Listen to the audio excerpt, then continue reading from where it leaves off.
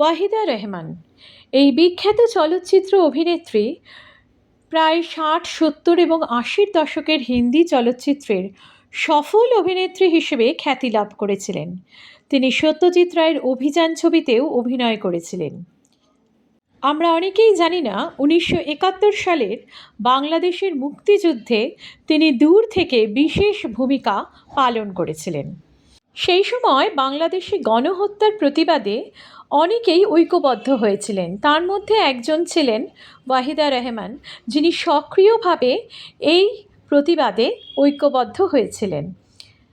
তিনি স্বল্পতম সময়ের মধ্যে Mumbai chamber of commerce and ইন্ডাস্ট্রিজের সভাপতি, মুম্বাই হাইকোর্টের ব্যারিস্টার, প্রখ্যাত ইংরেজি সাপ্তাহিক ব্লিটজ সহ মুম্বাইয়ের বিভিন্ন সংবাদপত্রের সম্পাদকের কাছে ফোন করে, কখনো সরাসরি গিয়ে বাংলাদেশের পক্ষে একটা জনমত গঠন তৈরি করেছিলেন।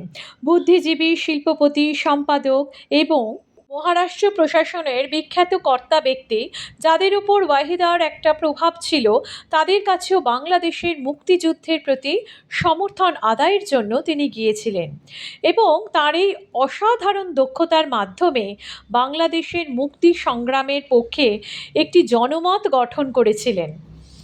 শুধু তাই নয়, তার সাথে মুক্তিযুদ্ধের সহায়তায় এগিয়ে আসতে সকলকে অনুপ্রাণিত করেছিলেন। তার এই অসামান্য অবদানের জন্য ২০১৩ সালে তাঁকে মুক্তিযুদ্ধ মৈত্রী সম্মাননা পুরস্কার প্রদান করা হয়েছিল। এই বিদ্রোহী স্বাধীন চেতা অভিনেত্রী জন্মগ্রহণ করেছিলেন 3 ফেব্রুয়ারি ১৯৩৮ সালে। বাবা ছিলেন মোহাম্মদ আব্দুর রহমান এবং মা মুমতাজ বেগম। তার বাবা ছিলেন ডিস্ট্রিক্ট কমিশনার। ছোটবেলা থেকেই তিনি নৃত্যে পারদর্শী ছিলেন। প্রথম ছবি একটি তামিল ছবিতে তিনি নৃত্যশিল্পী হিসেবে অভিনয় করেছিলেন। ১৯৫৫ সাল থেকে তার অভিনয় জীবন শুরু হয় এবং এন.টি. রামারাওয়ের ছবিতেও তিনি অভিনয় করেছিলেন। তামিল ছবিতে তিনি বেশ জনপ্রিয় হয়ে উঠেছেন, তখন তিনি মুম্বাইয়ের ডাক পেলেন। তাকে মুম্বাইয়ে নিয়ে এলেন বলিউডের জনপ্রিয় পরিচালক এবং অভিনেতা গুরু দত্ত, যাকে ওয়াহিদা মেন্টর হিসেবে বিশ্বাস করতেন। তখন ১৯৫৬ সাল গুরু দত্ত তৈরি করছিলেন সিআইডি। সেখানে কামিনীর ভূমিকায় ওয়াহিদাকে পছন্দ করেছিলেন। সেই সময় মধুবালা, নার্গিস, মীনা কুমারী এইসব জনপ্রিয় অভিনেত্রীদের একটা স্টেজে নাম ছিল, অর্থাৎ পর্দায় তারা এই নাম নিয়ে অভিনয় করতে শুরু করেছিলেন। সেই রকম ওয়াহিদাকেও বলা হয়েছিল যে তারও পর্দায় যখন অভিনয় করছেন তার একটা নতুন নাম দেওয়া হবে। বিদ্রোহী এবং স্বাধীন চেতা ওয়াহিদা সম্পূর্ণভাবে সেটা রিফিউজ করলেন এবং বললেন তার জন্মগত নাম নিয়েই তিনি অভিনয় করবেন। তিনি তার জন্মগত নাম পাল্টাবেন না অভিনয়ের জন্য। তার কথা শুনে গুরুদত্ত রাজি হতে বাধ্য হলেন এবং ওয়াহিদা তার জন্মগত নাম ওয়াহিদা নিয়েই পর ছবি করে গেলেন। এরপর ১৯৫৭ সাল পিয়াসা এই ছবিতে ওয়াহিদাকে গুরুদত্ত মনোনীত করলেন।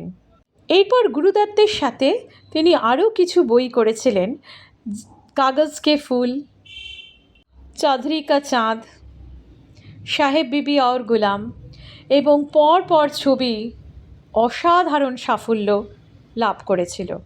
ছবিগুলোতে অসাধারণ অভিনয়ের জন্য তিনিও একটার পর একটা পুরস্কার পেয়েছিলেন। নদীর একদিক যেমন গড়ে তেমন নদীর আর একদিকে ভাঙন হয়,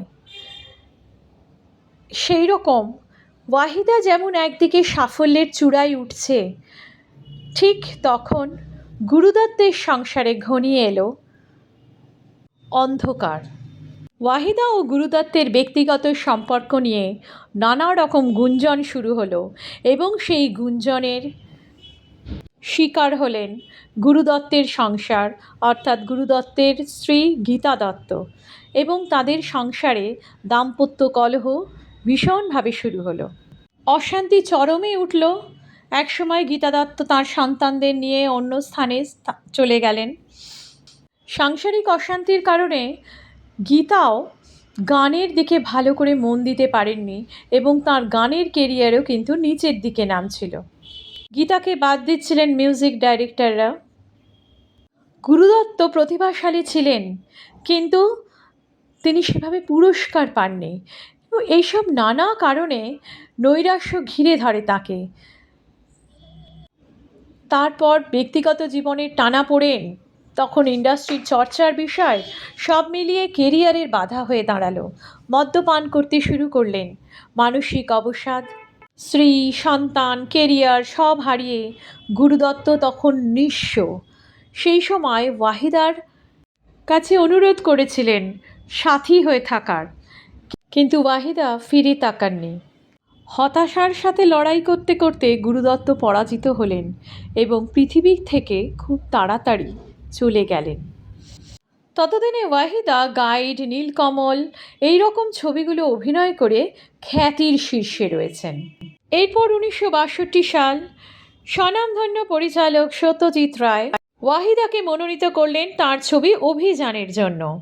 তারপর বাত এক রাত কি, রাখি, এক দিল সা আফসানে, মুঝে জিনে দো, কোহরা, মজবুর, 20 সাল বাদ এইসব ছবিতে অভিনয় করে তিনি অসাধারণ সাফল্য লাভ করেছিলেন। গাইড ছবিতে তার অসাধারণ অভিনয় দেবানন্দের সাথে সকলে মনে রাখবে।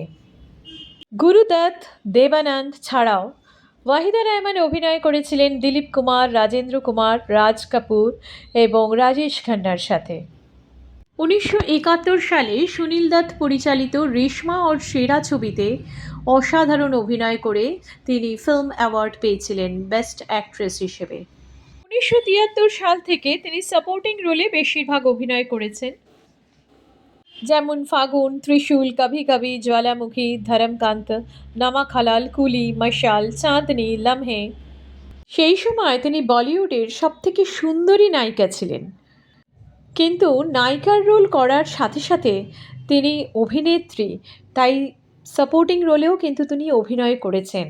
তিনি সবসময় নিজেকে গ্ল্যামারাস নায়িকার মধ্যে সীমাবদ্ধ করে রাখেননি। যখন যেরকম পেয়েছেন অভিনয় করার, যেখানে খুব সুন্দর সুযোগ রয়েছে, সেই রোলটা কিন্তু তিনি অ্যাকসেপ্ট করেছেন এবং সেখানে অপূর্ব সুন্দর অভিনয় করেছেন। সর্বদা হিরোইন হয়ে থাকব এই রকম ভাবনা চিন্তা তার মধ্যে ছিল না। তার মধ্যে ছিল তিনি অভিনয় করবেন, এমন অভিনয় যা সারা জীবন দর্শক মনে রাখবে। এই কারণে আমরা ওয়াহিদা রহমানকে নানা রকম রোলে পাই। মা, বৌদি সব রকম রোলেই কিন্তু খুব সহজাতভাবে তিনি অভিনয় করেছেন এবং সেই অভিনয়গুলো অবশ্যই খুবই সাফল্য লাভ করেছিল। এপ্রিল মাসের 1974 সাল ওয়াহিদা বিয়ে করলেন শশী রেখিকে, যার কামলিজিৎ নামে, যিনি কামলিজিৎ নামে পরিচিত। তারা দুজনেই একটি ফিল্ম করেছিলেন 1964 সালে, সেটা হচ্ছে সেগুন। তাদের দাম্পত্য জীবন খুব সুন্দর ছিল। একটি ছেলে ও একটি মেয়েকে নিয়ে তাদের খুব সুন্দর দাম্পত্য জীবন। ব্যাঙ্গালোরে থাকতেন এবং তারপর তার মৃত্যুর পরে ওয়াহিদা মুম্বাইয়ে থাকা শুরু করেন। তিনি তার ব্যক্তিগত জীবনকে সর্বদা ব্যক্তিগত হিসেবে রাখতেই পছন্দ করেছেন। স্পষ্টভাবে জানিয়ে দিয়েছেন যে তার প্রাইভেট লাইফটা শুধুমাত্র তার একান্ত নিজস্ব প্রাইভেট, সেটা পাবলিক নয়। এই স্পষ্টবাদী স্বাধীন চেতা অভিনেত্রী দাদা সাহেব ফালকে পুরস্কার পেয়েছিলেন এবং পদ্মভূষণ পুরস্কারেও ভূষিত হয়েছেন। গুরুদত্তের সাথে কোলাবোরেশনে অসাধারণ কিছু সিনেমা আমাদের উপহার দিয়েছেন। পিয়াসা, কাগজ কে ফুল, চাঁদরি কা চাঁদ, সাহেব বিবি और গোলাম, 12 o'clock। ওয়াহিদা রহমান এবং গুরুদত্তের জুটিকে তাদের আবেগপূর্ণ অভিনয় এবং অসাধারণ কাজের জন্য ভারতীয় সিনেমার ইতিহাসে স্মরণীয় করে রাখা হয়েছে। আর গাইড কিংবা খামোশিতে তার অপূর্ব অভিনয় চিরকাল দর্শক মনে রাখবে।